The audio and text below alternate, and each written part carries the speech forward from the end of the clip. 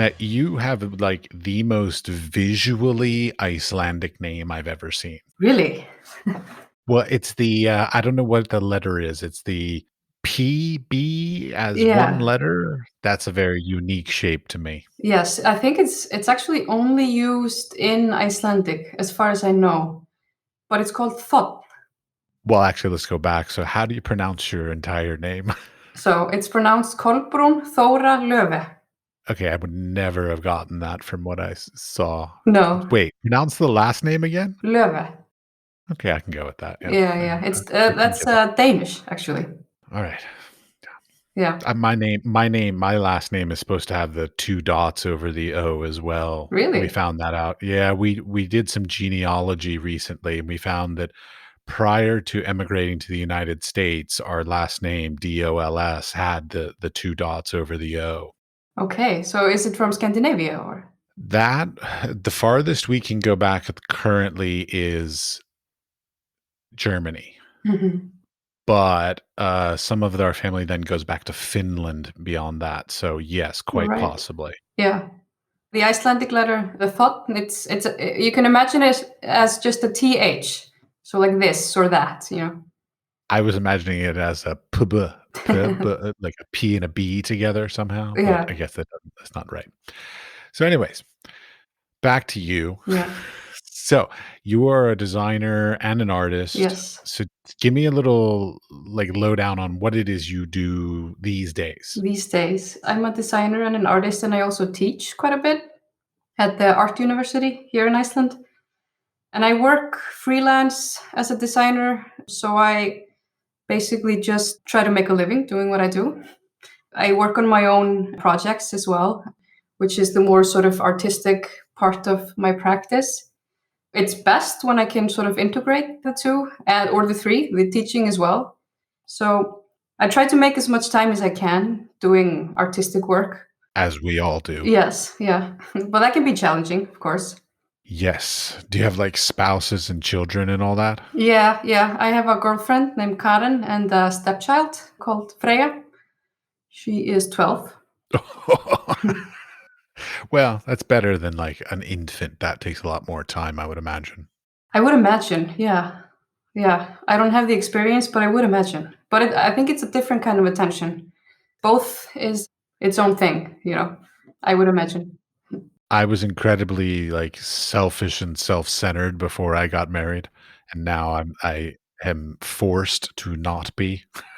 Though, Yeah. if I had the choice, I would be, but because I'm an artist and I am that way, but, there are certain life things that you suddenly like, "Okay, fine. There are things you have to do for the betterment of the family." Right. Yeah. Do you have many? No, just a wife, no children, yet. Okay. Yeah. Yet. Soon. Hmm. Yeah, well, we moved to the Czech Republic because the Czech Republic has this amazing thing. Czech citizens, if they're women, this is not true for men for paternity leave, but for maternity leave, they get 3 years paid maternity leave. 3 years. 3 years. That's insane. Yes, In a good way. I know, and that's why we were like, "Well, okay, we should go there to have a child, and then when that 3 years is done, then we'll leave." Yeah. We recently had this discussion about these laws here, and I think it's 6 months each of the parents, and then they split another 6 months. So it's quite less than in the Czech Republic. That's far more than the United States, though, Right. so Yeah. yeah, but I Yeah. mean, it's ridiculous. I could not believe it was 3 years paid by the government. Yeah. Well, you need time to make a foundation with new people. I am in no way disagreeing with their choice to do this. I mean, it's Yeah. fabulous. I Yeah. mean, I wish, there's so many things like I've lived in the United States, in the Middle East, and now in Europe. There's so many like little aspects of each culture that I'm like, I wish I could find a country that believes in this part of this country culture, this part of this culture, and this part of this culture. That Mhm. would be an amazing place to live. Yeah. Yeah. Have you found it? No, no, No. I have not. No, but I'm still looking. I'm Mhm. working on it. I have to admit, I'm very enamored with Scandinavia at this moment, Uh-huh. because of A, I love the cold, and B, I love their support for the arts in Yeah. comparison to the rest of the world. Yeah. Yeah, I mean, it's quite good, the support for the arts. It makes it easier when you're trying to, support yourself and do stuff. Yeah, yeah, there's all kinds of grants, all kinds of programs and stuff. I know. Yeah. It's very envious from my point of view. Yeah, yeah. I used to live in the US when I did my undergrad, and like, of course, I was just doing my education, so I wasn't really solo working. But as I could sort of understand, then it's quite less, or at least it's different. Maybe you have to be more established in a sense to be able to get this sort of support. Yeah, it's the boy, how to like give an overview of my impression. My basic impression is that in the United States, it's very capitalistic driven. So it's about sales Mm. versus necessarily like quality. And it's also very much a cult of personality. So it's very much about having a brand name and being a brand and being known by the right people and show in the right galleries in order to be seen as quality. And that Mhm. sort of is very sad to me because it has nothing to do with neither of those things have to do with the merit of your work. Mhm. Yeah, it's true. It's true. I mean, I think it can be good to sort of possess these qualities to be able to, build a brand and work with sort of those aspects. But I think a lot of artists and also a lot of artists that are really good and make really strong work, they don't necessarily possess these qualities. So then they kind of go unnoticed, which can be sad. I mean, some of the most amazing artists throughout history have gone unnoticed, but I mean, but these Totally. days it's become so important to become a brand and an ambassador of your work and a personality and a I say this ironically, I know because I run a podcast and so I should be doing all this stuff, but I'm so bad at all this shit. So like it's exhausting like kind of these days because like when I was a kid, what 30 some odd years ago, the when I was in school, our teachers were teaching us like, oh, it's this way and it's this way and it's this way and like everything has changed. Like nothing is the way our teachers thought it was anymore. Right. Yeah, that and then there's social media, stuff like this that you couldn't really like I think there's no way of imagining that when that doesn't exist because it's just a totally different thing. It's a new thing. And it's a thing that I feel like has caused more problems in the arts than it has solved. Right. Yeah, I think I agree in a sense. I think it's also a platform that makes it possible for people that don't have a platform to, share their stuff, but it is problematic, of course. But also, I think the internet is sort of like that as well. I think it presents us with new sort of things to talk about, which is also good when you're making art because it's just, yeah, material to sort of analyze and use. But then it's also a totally different thing that's controlled by, big companies, And algorithms. and I have this algorithms. Yeah. great disdain for the algorithms. I mean, well, because like in the old days, it was popularity and like whether or not you had social status is what made basically, an artist was great because some person of social status said that they're of quality and therefore then they became collected. Mhm. Now there's no that doesn't work anymore. Like I could get I don't know, Jerry Salt. Okay, yeah, Jerry Saltz is a bad example, but like some famous collector to collect my work, and if they don't post it on their social media and then it becomes part of the algorithm, then me being in that collection is almost useless. Yeah. Like it's transformed the entire arts industry into a cult of personality and celebrity branding and all this stuff, which I am not good at. I hear you. I'm the same.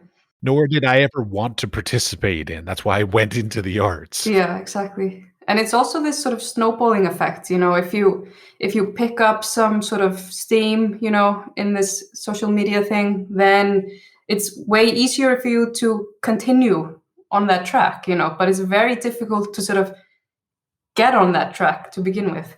Well, it's also a bit of a catch-22 is because if you get onto social media and you get known for something, it's really hard to ever change that something. So, like, Yeah, then you're known for that thing for the rest of eternity. yeah,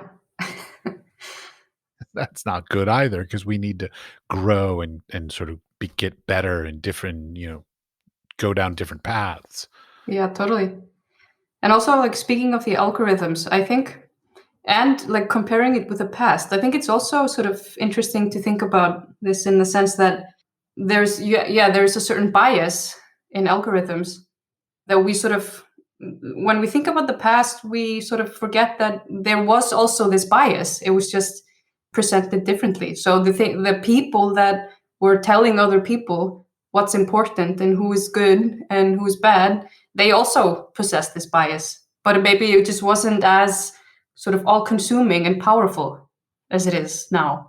Yes. Well, it was is all consuming. It was what European and American white men, just straight men that were the Totally. ones who defined history and defined the art world. And now it is substantially more open and egalitarian in many ways. But it's also but like the sheer volume of it all is just daunting. Like just to try and even find guests for this podcast. I'm like, I can get anybody, I can ask anybody in the world. So it's like too many choices. Yeah. Speaking of this bias thing, no, I just had this discussion the other day about like, imagine how many women, for example, that have had like great talent and have done amazing things. Imagine how many of them have sort of gone through their lives and passed without anybody knowing about anything that they did because of Millions. this. Yeah, millions, endless. I know. Well, I mean, and you could say that about any, well, quite honestly, you could say that about anything not white, Why? Caucasian, white, male, Yeah, straight, European American. Like, I mean, there's definitely. so many things throughout history and even today that are still not given the same opportunities as, well, I don't know, as they should be, I guess. Totally. It's very unfortunate. I mean, bias is both, sometimes it's conscious, sometimes it's unconscious, but either way. And then, of course, now it's a biased algorithm. So now it's an artificial intelligence that's biasing against or for us. Right. Yeah.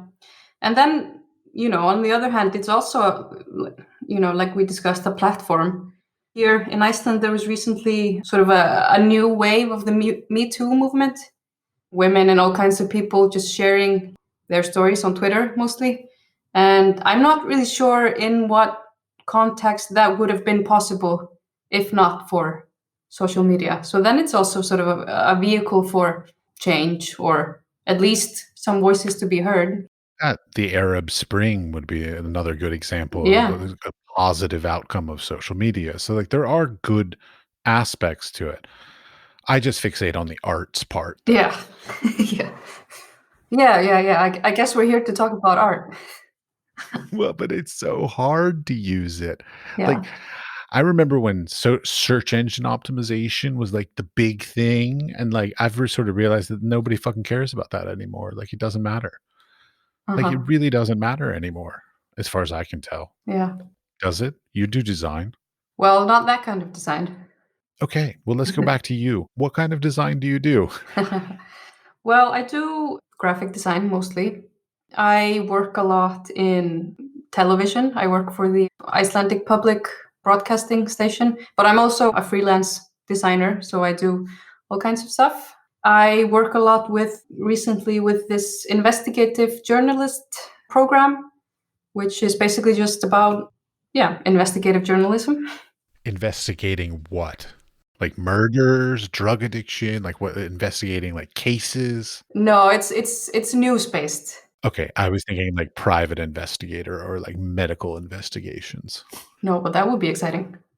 Yeah, yeah, it would. Yeah, So, okay, but okay, I always wondered, like, so when people say they do graphic design for TV, so yeah, that means you're doing like the graphics, let's say for the news kind of thing, sure, like yeah, that goes up with it. That's the kind of stuff.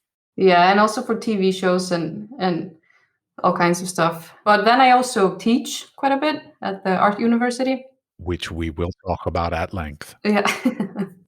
And that's sort of maybe more in tandem with my actual artistic practice. So my practice kind of splits in two ways. It's the more practical, design stuff that you need to make money and pay the bills.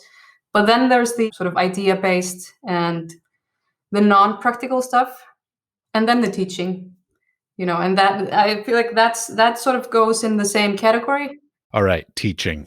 I love talking about teaching. I'm Hmm. also a teacher, Hmm. and so give me a little. Okay, so where do you teach in Iceland? Is it a private institution, a public institution? Is it a college, a university? Give me a sense of the school itself. Yeah, it's the Icelandic University of the Arts, and I'm I guess you would call it a guest lecturer in English. A guest lecturer would be somebody basically the equivalent of like an adjunct who sort of comes in whenever they have time. Right. Yeah. So sort of like a freelance teacher in a sense. Yeah, pretty Yeah. much. Yeah. So they don't have to pay you health insurance or retirement benefits, right? Exactly. Yeah. So yeah, it's the Icelandic University of the Arts is basically the only art university in Iceland. I mean, it's quite a small country. I teach mostly in the Master of Design and in the design department in the BA graphic design, mostly recently. All kinds of focus, but design based. When you say design based, so like I know of people who teach 2D design, 3D design, graphic design, packaging design. So like give me a little more specifics than that. It depends on the department, but for example, in the MA design, it's very focused on sort of context and I wouldn't say theory, but it's idea based. So it's not really focusing on sort of the product that you're making. It's more focusing on what you're trying to say and in what context you're trying to fit your practice in. That's sort of where I come in and give my feedback. So it's not really about sort of nurturing technical talent. It's more about, being in this sort of dialogue with students, if that makes sense. It does. What's your favorite font? My favorite one, is it possible to answer? I have two favorite fonts, but they change over time. So Okay. What yeah, is it? my current favorite font is Rawlway or Railway. I don't know Uh-huh. what it's a lovely, very sort of slightly contemporary sans serif font. Right. Yeah. I'm a snob about good fonts. I hate, but Yeah. mostly it's not that I love good fonts; it's that I hate bad fonts. I mean, I can be a fan of bad fonts in the right context, though. But if it's the right context, then it's not a bad Then it's font. not a bad font. Yeah. Yeah. I mean, there's. I guess I should rephrase appropriate fonts. Right. Yeah. So anything in the right context is appropriate, I guess. Yes, except Comic Sans and Papyrus, which are never appropriate. Well, wasn't papyrus used in, what was it, Avatar? Yes, In the official sort of promo material? yes, and I still say it's inappropriate. Yeah. No, I would agree. I mean, I liked the movie; it was a lot of fun, Uh-huh. but I think that he could have, like, for all the money he threw at that movie, he could have freaking made his own font too. That's totally correct. Yeah. But speaking of Comic Sans, I read the other day that it's actually really good for dyslexic people. That's fascinating. Mm-hmm. Yeah. I wonder why. I think it's something about the roundness of the shapes and the fact that the individual letters seem a bit off when compared to each other. Yeah, I would imagine through lack of similarity, it might Yeah. help them kind of Yeah. thing. So Yeah. so it kind of each letter stands out in a sense because it doesn't really match anything that's standing next to it. Okay, fine. Comic Sans has one purpose. There.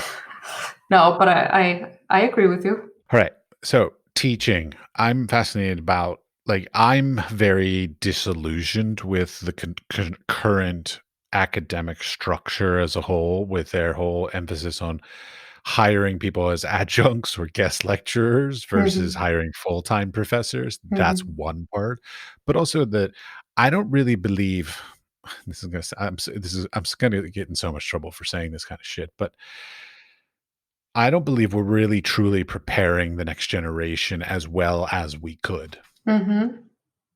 Okay, yeah.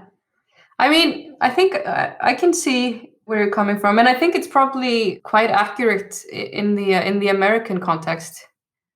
I would assume. It's been a while since I've been there. And nothing has changed except that they're just hiring more adjuncts and they're meeting more government standardization in their teaching. Right. Yeah. I mean, I think in Europe it's different, but I do think. I mean, I think this kind of because it is a capitalist sort of focus, and I think that's something that is the same throughout, everywhere. But that's a huge problem. I mean, I didn't even think of that, but, like, the fact that okay, here, I'll give you a perfect example of that. I was Mhm. teaching at a university recently, and they came back to me and they said, "Yeah, we're not gonna hire you again next semester because our students they didn't enjoy themselves." Mhm. And I was like, "I'm sorry, I don't remember where enjoyment of education was like a criteria for education. You're supposed to be learning." But they saw the students as customers, and Mhm. they tried to make the customers happy versus actually educating them. Yeah. And Totally. so I was happy to leave that school when they told me that. I was like, "Fuck you all." Right. I want no part of that. And also, like, when I think about my own education, the times when I felt the worst and was the most frustrated were the times when I was actually progressing and when I was actually being challenged and when I was actually learning. So I do agree with this, that if the focus is to be entertained or to enjoy yourself, and it depends on how you think about enjoying yourself. If it's about entertainment or feeling comfortable, then I don't think that you're progressing. Well, I mean, there are plenty of workshops and other things like that you can go to have fun and enjoy and learn things, and those are great for that. But like universities are, I mean, maybe I'm just old in this way, but like you're supposed to suffer. You're supposed to have difficulties. You're supposed to have like mental breakdowns and cry and say like, "What am I doing with my life? What does my art mean?" That's the process of going through that as far as I'm concerned. Yeah, and it's a process, because this is what happens in real life when you try to, make your own practice or make your own stuff. Then these are the things that you are doing. You are crying in your bedroom because you think everything sucks and you can't do anything. So if you have practice in that, then it's ultimately it's an insight into your sort of working process, I would say. For example, my working process is that I get an idea and I think it's fabulous, it's amazing, and I'm so excited. And I think it's just the best thing in the entire world, because at that time it's a concept, it's not an actual thing. But then when I get into the actual practical part of it, then I just go deep into a hole and I'm like, I don't know what I'm doing. I can't make this happen. It's the worst idea in the world. But because education has given me an insight into this sort of habit of myself, then I know that this is a part of the process. And if I go through it, then I come out of it on the other end. Completely. If you're not sort of challenged by this in education, by this process, and by this sort of getting to know your own process, then you won't know what to do with yourself in the end. Absolutely. I used to tell my students all the time, they're like, "Oh, you're the meanest teacher here." And I'm like, "Am I really the meanest teacher, or am I simply teaching you to have a thicker skin and be able to take constructive criticism and be able to learn from your mistakes and like make public mistakes, put works up in a class and make an idiot of yourself and then learn from those mistakes and make better next time." Like that's what I believe that educational system is meant to do is toughen you up so that you can then quite honestly like live as a practicing artist because good God knows that's really fucking hard. Totally. And I think the key word there is constructive. You have to be able to believe that when people are giving you criticism, It is because they want to be constructive. It is because they want to help you. That's practice also, to be able to sort of get over yourself and just take it and use it. Oh, it is, and I've run into many teachers who, and myself probably included at a certain time in my life, that was a bit arrogant about it. And then, but that my problem is not the arrogant teachers. I don't mind them because you can kind of be like, well, they're just arrogant. You can write them off as just like arrogant little asses. But the ones that I don't like are the ones that coddle the students, the ones that sit there and go, "Oh, you're doing really well. I really like what you're making," even though they're making absolute shit.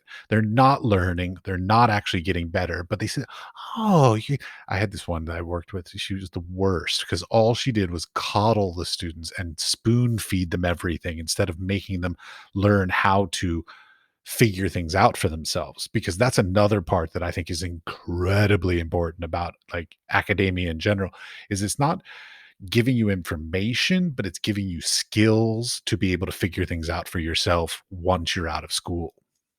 Definitely. And I think that this can be really challenging as a teacher, because you see a person that's struggling, and you really want to help them. You want to be nice to them. You want to tell them that everything is going to be fine and they're doing great and everything like that. But that's like, in the end, that's not helping. Nope, absolutely not. I am a huge, like, what is it? I think it's the Socratic method of sort of teaching students how to figure out their own answers instead of giving them the answers. I Right. find that so good. Yeah, and just asking questions, basically. Just question after question that, brings this sort of confrontation, within the student. I know, but that's the thing is like that's not that common. Like again, I shouldn't be saying this, but I currently work for a university and they actually like changed the rubrics in the grades where so like an a like accomplish the goal used to be a C, now it's a B minus. So like the same criteria has actually gotten a higher letter grade, Mhm. and I find that very unfortunate. Right. I think now recently there were changes within the Icelandic University of the Arts, so it's not really so much about grades. It's not about like giving a specific letter or a number, but it's about giving them feedback, which I think is really valuable actually. When I was going through my studies, then the grades I don't remember, but the feedback I do, and that helps. I only remember the grades when they were so bad. Like, I remember this one teacher, fucking ass of a teacher. He got fired halfway through the semester, and so he gave all the good-looking girls in the class A's and all the guys F's. That's horrible. That's That's it. that's Like, totally horrible. it had nothing to do with anything. Like, Yeah. so, like, didn't even look at what we actually did as far as the work. He just literally just gave all the good-looking girls A's and all the guys F's. Yeah, that's not good. Good that he was fired. Well, sadly, he was I don't know why a university would fire a teacher halfway through a semester either. Like, that was probably not the smartest time to do that, but yeah, Oh, well. so be it. So, all right, your work. Mhm. I have looked through the different things that you've done, and I seen that you did works. Let's see, you did stuff with like sound, you've done video, you've done internet-based things. Like, but and you had an exhibition during COVID, right? Yeah, yeah, Haustlaukar in the Reykjavik Art Museum. I'm fascinated because I didn't have any exhibitions, but that's because I make tangible products, but you Right. did something intentionally for this kind of a situation. So, like, how did that experience work for you? Like, I'm interested, like, how did art exhibition, quote unquote, how did it feel? Did you get like the same feedback and results that you generally would get in non-COVID times? I'm not sure if it's the same as pre or post COVID, but it was great to be able to do something during that time because everybody was just dying of boredom. Or dying? Yes. Yeah, or that, yeah, unfortunately. But it was great. It was sort of a continuation of a previous project. So I was part of an indie publication called Neptune, which was, an Icelandic magazine about art and design. So it was me and a couple friends that started it and did it for a couple years. And so during that project, I became really interested in the sort of conversation or interview as its own thing, and as something that I find it kind of cringy to say, an art project, but it is its own thing. It's a vehicle for ideas, basically. I do. That's exactly what this podcast is. But go on. Yeah, exactly. So I became kind of interested in that and how I could sort of integrate that into my own practice, into my own making of things, but not in this sort of traditional magazine context. So during Neptune, I got to know a philosopher called Timothy Morton. He came to speak for the Art University as well. And during that time, I asked him if I could interview him.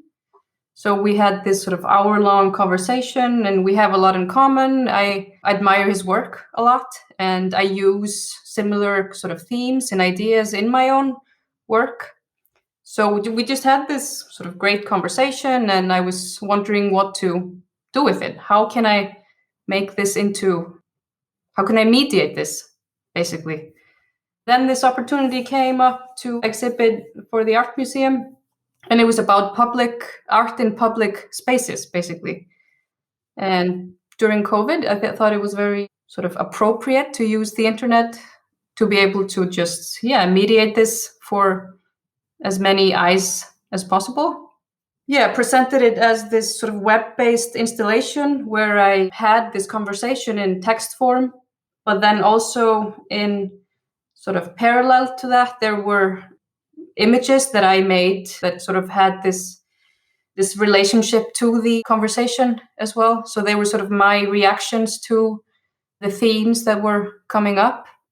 And it's called Nebulous Heaps. It's still up. And the thought is to sort of expand on this, so this can become a bigger platform for more conversations or more writing or more visual-based research stuff. And so that's where I am at the moment. When you said this opportunity came up, was this an open call? No. It was An invitation? an invitation. Yeah. How did you swing a museum inviting you to do an exhibition? Well, it's a good question. I don't know. It was just I think I've been doing similar stuff here.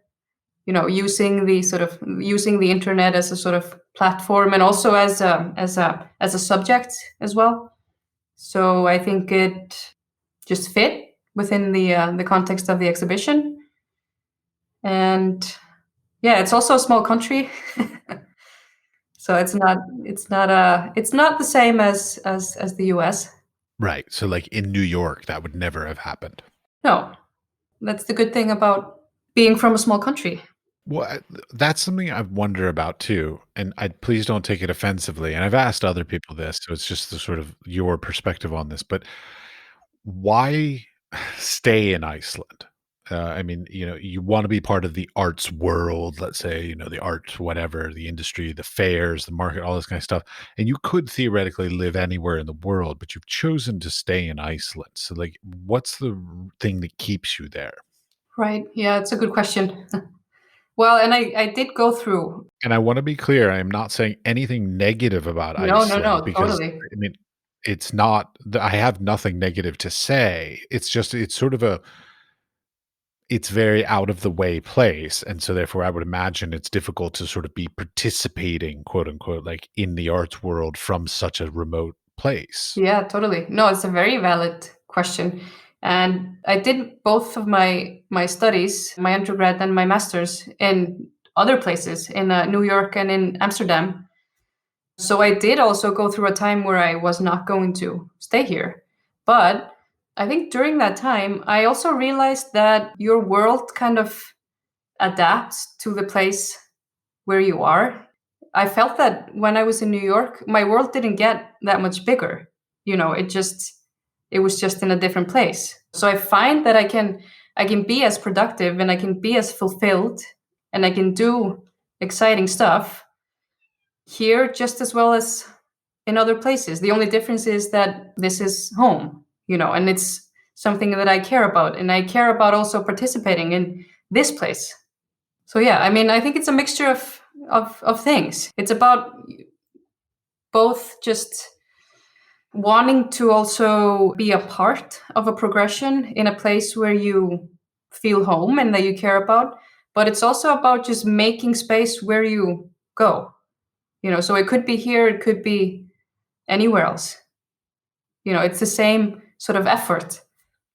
I know. I've moved a lot. I've moved, I think, 19 times in my adult life. And so, like, readjusting to a new location is incredibly difficult. And to a certain extent, you always have to continually reprove yourself. And it's really nice sometimes to have like a home base to start from and to have built a network in that I'm missing in my career. So, yeah, Yeah. I get it. Yeah. And it's also, I mean, that's also the problem with studying abroad for so many years and then coming back, and having to sort of build that foundation from scratch. And that can take time, definitely, and effort. It does. I'm currently in the Czech Republic, and I jokingly was talking to somebody the other day, and I'm like, "Yeah, yeah," and they were like, "Hey," I said, "Oh yeah, I'm new here," and they were like, "How long have you been here?" And I was like, "3 years," and they're like, "Oh, well, you still have 7 more years before anybody will accept you." And I'm like, "Great." Yeah. So it takes 10 years before this culture will accept me as staying. Yeah, exactly. But this is also how I felt abroad, when I was doing my studies. Then which is kind of a good thing and a bad thing, because you start as a clean slate and you can sort of decide who you are and what you are about. But yeah, I mean, it has its ups and downs. Like we say here, it's pluses and minuses. Yes, it does indeed. I mean, it is great because you get to start again, but it's also horrible because you have to start again. Yeah. Yeah, totally. Yeah, I know. All right. What about so I know that in Scandinavia in general, there's a lot of sort of emphasis on like grants and writing grants and getting funding and all this kind of stuff. Is this something you do frequently? Yes, yes, I do. And I mean, we have quite a good sort of support system here. We have visual arts grant and the design grant, and then there's grants for writing, yeah, and all sort of research grants. Wait, you have grants for writing grants? No, no, no, grants for creative writing. Okay, I was like, "Oh my god, I want a grant for writing a grant. That would be amazing." No, it would be amazing, but because it's hard work to write proposals for grants. It is. So, like, yeah, I mean, I try to write as many proposals and opportunities and stuff as I can, but, like, they're exhausting to do. Like, Uh-huh. from me now, I may be unique, but I think I'm sort of, quote, unquote, sort of standard American style of thing. We were not taught to, like, write, proposals in advance. We were more taught, like, make artwork and then offer the artwork for an exhibition. So, like, you create a body of work, and once the body of work is completed, then you put together a portfolio and you sort of submit it, whatever. Mhm. But it seems like the industry has shifted and it's now become more of a use your old body of work as an example of the quality of the work you do and then write a proposal about a project you want to make in the future. Mhm. Yeah, I agree. Then we also come back to the point of like being able to sell yourself. It's not about advocating for something that you have done and that you believe in and that you know is good. It's this sort of how can you present yourself in a selling way, you know? Oh, I do, and it's also very different as well because again, in the United States, when I was taught to do this stuff, it was very much like be a cheerleader. Say like, "This is the magnus opus, most magnificent thing I've ever made in my career, and you can be part of it by funding this," kind of thing. Whereas here in Europe, it's more, humble, and it's more just like factual. Like, I'm going to do this, this, and this, and it's going to express this idea. That Uh-huh. Yeah, which I think is easier for sure. it is much easier in many ways, but it's very awkward for me because like I'm a fish out of water here because like I'm trying to fit into this system that like I was not raised on. And Mhm. it's very awkward to just to not sell yourself. Like they don't want you to sell yourself. Like there's almost this thing of like I even had somebody accuse me of being like arrogant American because I wrote something that sort of sold myself. Right. Yeah. I think Is that a thing? not, I mean, I think there's always an element of having to sell yourself, but I think it's best when you can sort of go some golden middle road, because it's true that now you have to be able to sell yourself, but it's really annoying when people do it to an extent that is quite extreme, if you could say it like that, you know. So I don't know. I think it's about some sort of, yeah, it's about some sort of middle road.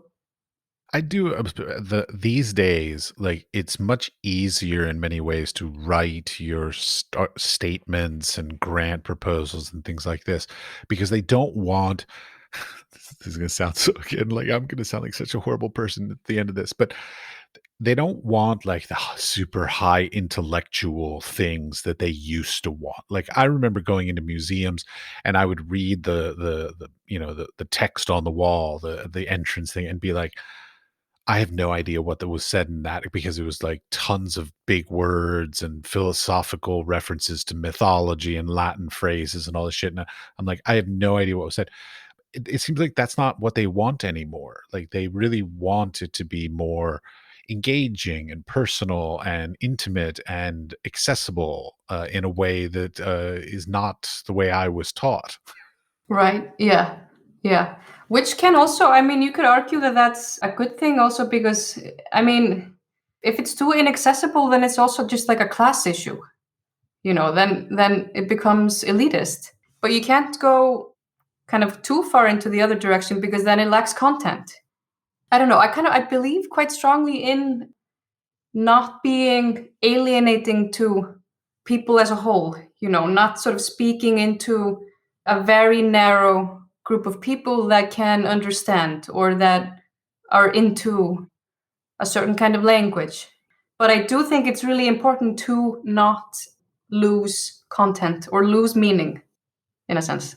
I understand, but I mean, inherently, art is elitist because in order for people to have time, money, space, whatever, to either go to a museum or gallery or have the space in their home or the money to buy it, there's an inherent nature of elitism that comes in all of that. Yeah, but not always. If I kind of reflect on, for example, my master's program in Amsterdam, there was sort of this point of creating a space outside of the institution, outside of sort of economic circles where you had to sort of, yeah, be at a certain level to access and sort of create this space that is not there, you know, that sort of invites other people as well. Yes, but again, like the gallery, museum, there's always that barrier to entry that a lot of people talk about that like some people are intimidated by it and all this kind of stuff. Like I hear this conversation all too often, which I Mhm. find hilarious because I find those spaces to be the like the least intimidating places. I think cathedrals are far more intimidating. We should put art into cathedrals. Well, I guess it's already there, but I was going to say there's art, there's tons of art in cathedrals. My father does icon writing, so like oh there's wow, art everywhere. yeah, yeah. Yeah, it's tough though, because like you want the most amount of people to have the ability to engage with your work on the one hand, but on the Hmm. other hand, you still want to be able to get funded or purchased or I mean, unfortunately, money drives all of this. Hmm. Yeah, it's true. But I think it's also good to sort of try to establish a way in which you can work where you don't have to rely on funding where there is sort of an aspect of your practice that funds it, even if it's in a sort of a small sense, like I'm doing. I'm trying to work as a designer to be able to sort of carve out a little space for artistic practice and then use accessible platforms like the internet to publish it. Then maybe you do have a tiny bit of freedom that you wouldn't have if you're sort of trying to get funding from these institutions, in a sense. It's a hard balance. I mean, in my entire career, only because I just sort of learned about this whole granting thing maybe like 8 years ago, but in my entire career, I've only gotten, I think, 2 grants, and only one of them was for my art. So, it's not been part of my practice up to this point, but my god, now that I know about it, holy shit, I want them so badly. Like, I'm like, "Oh my god, I can get people to pay me to do this thing that I've been, like, self-funding for decades." Like, that's amazing. Yeah. Is it accessible there in the Yes. Czech Republic more so than in America? Oh god, yes. Yeah. Oh, yeah. I mean, in America, it's, I find it again, it's sort of a class system almost because, like, there will be the big ones, like the National Endowment for the Arts, the big mega ones that are like millions of dollars of support, and then it drops down to basically like local regional funding where they only give you like you'll go through all this process and wait for months and all this kind of stuff, tons of paperwork and reporting and all this for like $500, Hmm. Yeah. which it took you more than $500 worth of time to do all this fucking work. So yeah, there's like this super high echelon of funding for amazing, big, huge projects. And then there's just this a wash of very little funding for large amounts of people. Like it's just ridiculous. It's such a class system. It's so horrible. Yeah, and I mean it's very capitalist also because I mean, of course, most of the money goes into the big projects that draws, the most attention. So, It is, and they, like, rate them on things like footfall, like, so, like, if you're gonna have an exhibition, you have to have X amount of people coming through the door, or if you're gonna put on this theater performance, you have to have X amount of people in the seats and tickets sold and all this kind of stuff. So, like, even if you do get funding, the funding is still reliant on footfall or, like, diversity or gender representation. So like, 50% of your participants have to be this gender or this minority or this whatever. Like, so they end up putting all these criteria on them. There are these quantifiable things that are very difficult to quantify. mhm. It kills me. Yeah, well, it's definitely a challenge. Yeah, that's the one that kills me is the questions that they ask in these, like, even in residency applications and shit like this, like, they ask these what I see as, like, unquantifiable questions, like, "What do you expect to achieve with this?" Like, "Make something really engaging." Like, I mean, like, it's ugh, it's Yeah, it, exhausting. it goes back to the point of being able to sell. I know, and I wish it wouldn't go back to that. Like, I want it to just be like, you know what I want? I want somebody to just give me unrestricted funds. It just basically just says, "I like what you do. Here's $10,000." There. Mhm. I would love that as well. I know, but nobody will do that. Everybody puts strings on it, like, "Oh, well, you have to be a female artist, or you have to be under 35, or you have to be, you had to have been educated in the EU, or like there are all kinds of strings attached to it. And then of course you also have to hand in receipts and all that stuff too. So like it's just so much work. Yeah, that's bureaucracy. You mentioned that you have a partner, but so are you queer, gay? I'm horribly inappropriate with my terminology. Please make sure I'm saying this right. Uh-huh. Yeah, I mean, you can use queer or gay. It both applies. Or like what do you want? What would you want me to say? I don't care. Gay is fine. Gay's fine? Okay. Well then, okay. Has that had any impact on your career? Pro or con, positive or negative? It's hard to say because I don't have any sort of insight into how life would be if that would not be the case. But I mean, I look at it as a very positive thing. I think it gives you a different perspective. And even if it would have an impact in a negative sense, I still would not care. I would care, but I wouldn't want it any other way.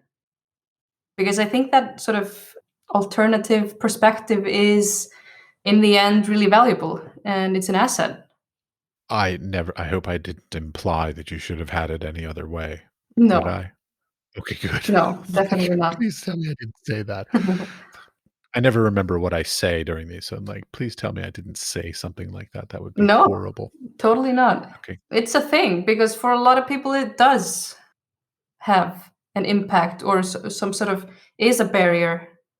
It's really hard when you're in your own situation to know if that's the case, but I mean it is the case for a lot of people. And I mean, especially queer people that are not white, for example. Oh, in certain countries, it's completely illegal and all kinds of horrible things. So, like, Mhm. yeah. But I mean, there are many pros and cons to well, there are pros and cons to pretty much everything in the world right now except being a white man. But no, heterosexual white man. I think it is a con because it deprives you of having experiences and insights into the lives of people. You can sort of observe, you can be an observer and try to understand, but you can never sort of associate. Yes, I am an outsider in many ways for sure. But in many ways, you're an outsider to my life. So there you go. There you go. Well, it's sort of it was probably a bad question on my part, but I guess the point was is like there are many opportunities that exist for people that fit into some minority criteria. So whether it's race, gender, sex, age, even whatever. And so I was just wondering if you've experienced any of those kinds of either opportunities or detriments. Um, no. Okay, moving on. Perfectly fine. Okay. Well, I generally wrap up with 2 questions. Mhm. If you've have you listened to the podcast before? Yeah. And you know the 2 questions, depending on what episode you listen to. Yeah.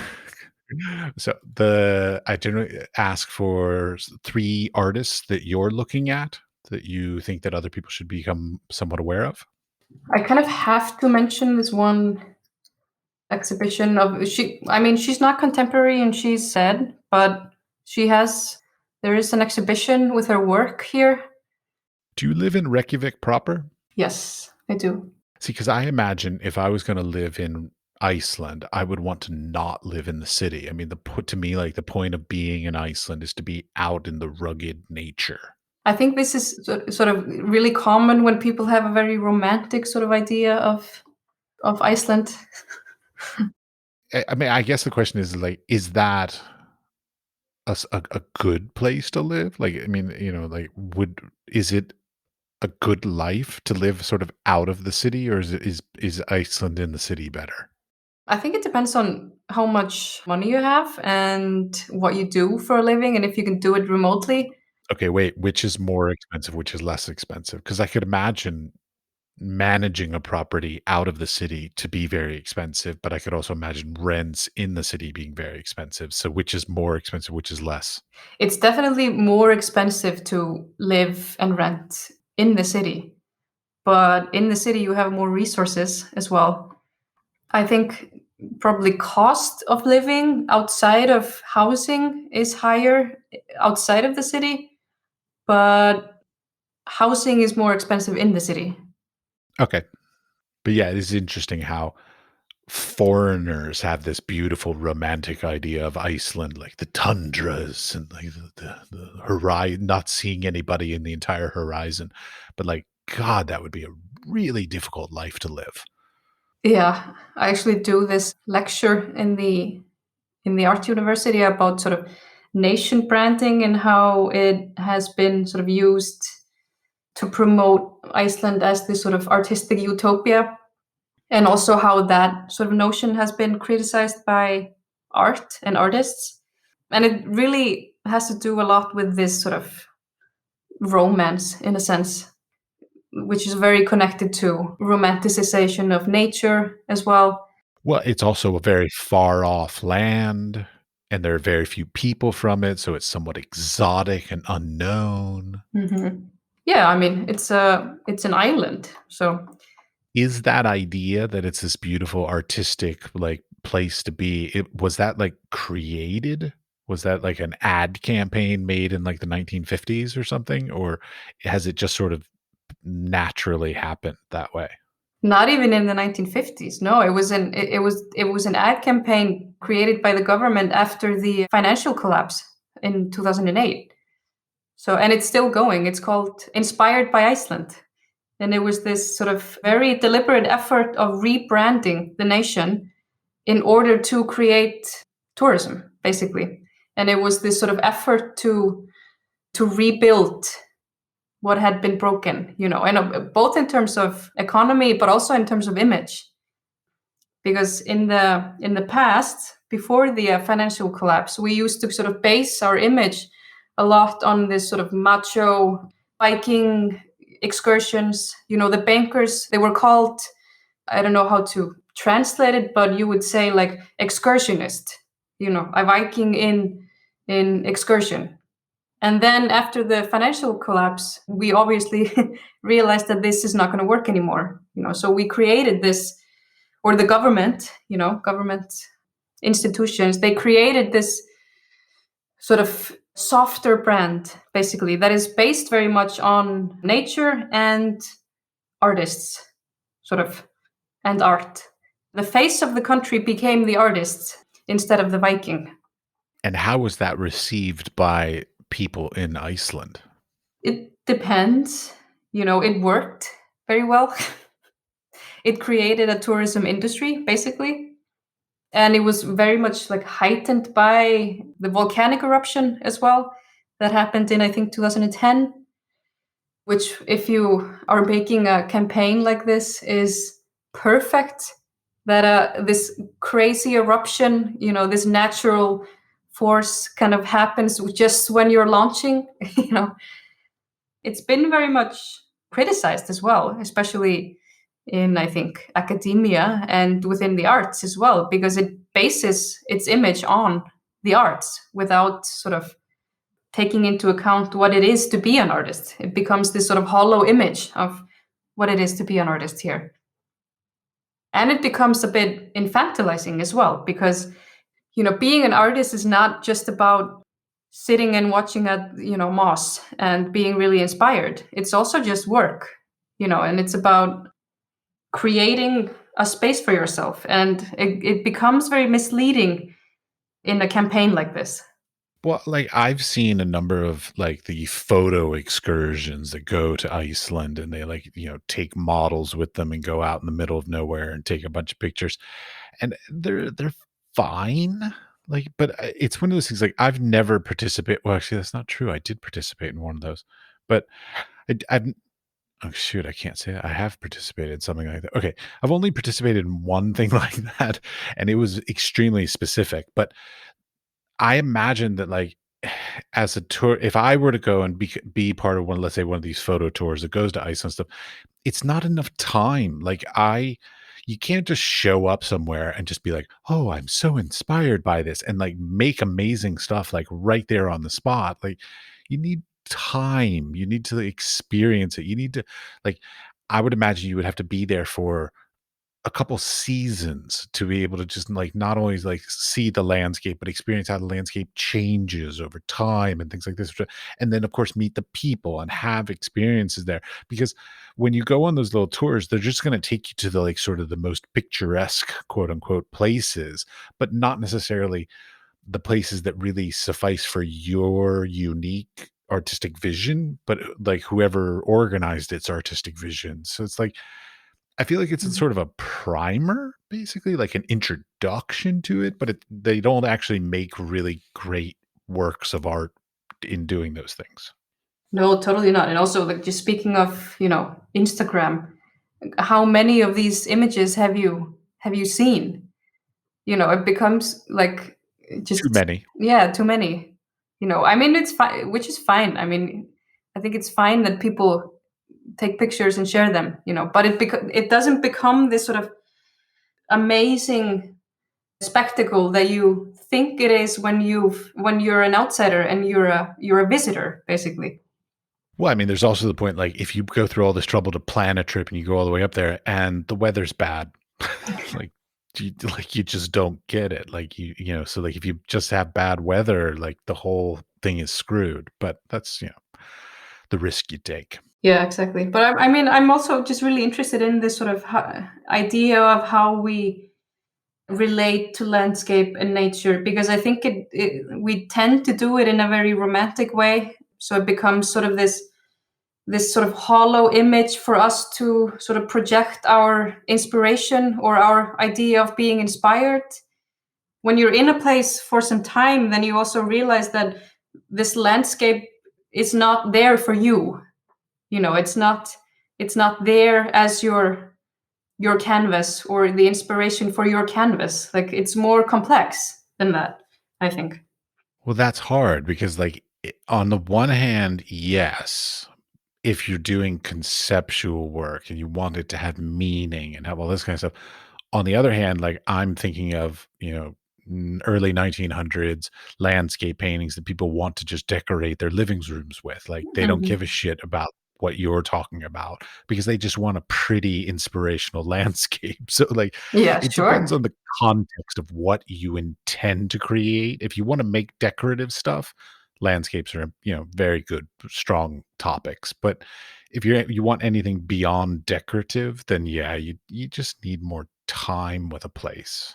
Yeah, and yeah, I see your point, and I think I agree. I think just as a simple notion, a landscape can be really nice, and I have landscapes here in my living room.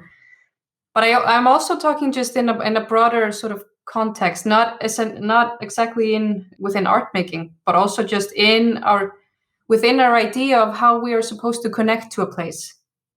When it's sort of rooted in this romanticism or brand making, or when we're sort of on the receiving end of a nation branding of this sort, then I think it can become sort of hollow in a sense.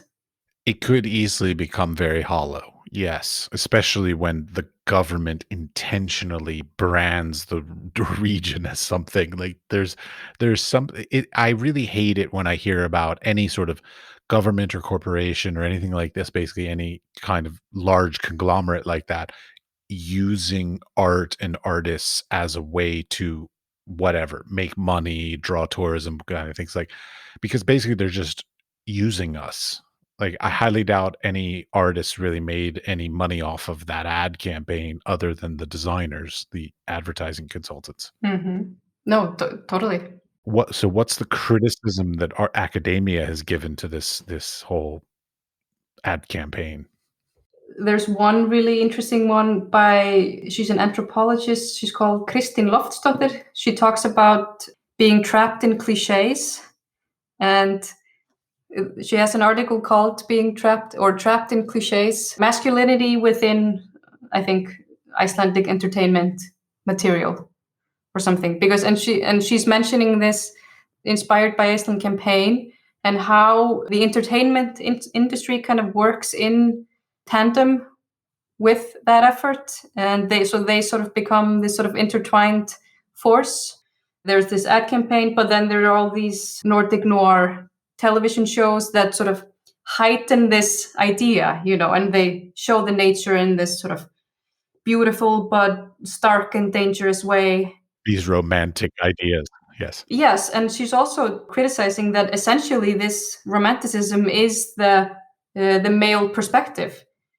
We tend to associate nature with the female, so then this sort of making a spectacle of that is very connected to the objectification of the female, basically. I don't know how to respond to that. I would have to read the article. Yeah. No, but I think it's an interesting notion. It is an interesting notion. I mean, I should educate myself better on the nature of like male gaze versus and objectiveness and things like this. I should educate myself better on that, but I'm not knowledgeable enough to be able to even have this conversation. I don't think. All right, so let's get back to 3 artists. So the first one is an artist called Roska. She's Icelandic. She died in 1996. She has an exhibition now in a museum in a place right by Reykjavik called Hveragerði. And she was just this amazing character, really a sort of a revolutionary and a feminist. She lived in Italy for a large part of her life and created all kinds of protest-related art. And she was just, I think, a super interesting person. And yeah, so she's one of them. And the next one that I'm gonna mention is actually my ex-student. She's called Elin Margot, and she works with food and design in a really interesting way. Recently, she had an exhibition about the relationship between eating and having sex, which I thought was really interesting. And she created all these sort of sensual food equipment, I guess you would say. It's not far off the natural part of it, actually. Yeah. Yeah, a lot of chefs actually say that anyways. But Yeah. Yeah, so I think she's really interesting. And to end, I'm gonna mention he's better known than a lot of Icelandic artists. He's called Ragnar Kjartansson, and he has also an exhibition here in the Icelandic National Gallery, which is called Sumarnótt.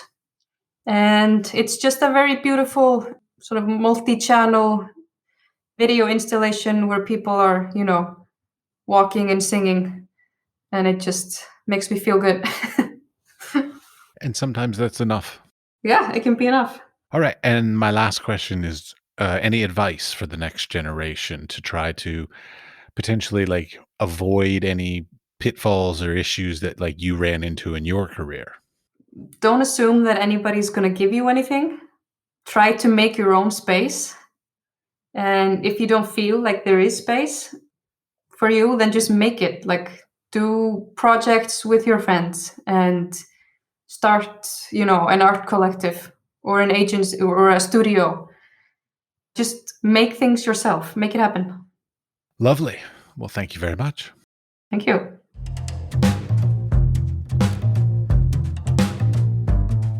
I hope you enjoyed our conversation and are learning as much from this podcast as I am. I've learned so many things that I've done wrong in my career and so many things that I need to put a little bit more effort into for the rest of it. I hope this podcast has inspired and assisted you in being more successful in your creative endeavors. After all, I'm a professor. If you like the podcast, we would appreciate a 5-star rating, and a nice comment would also be greatly appreciated. I would like to thank Rohan Elt.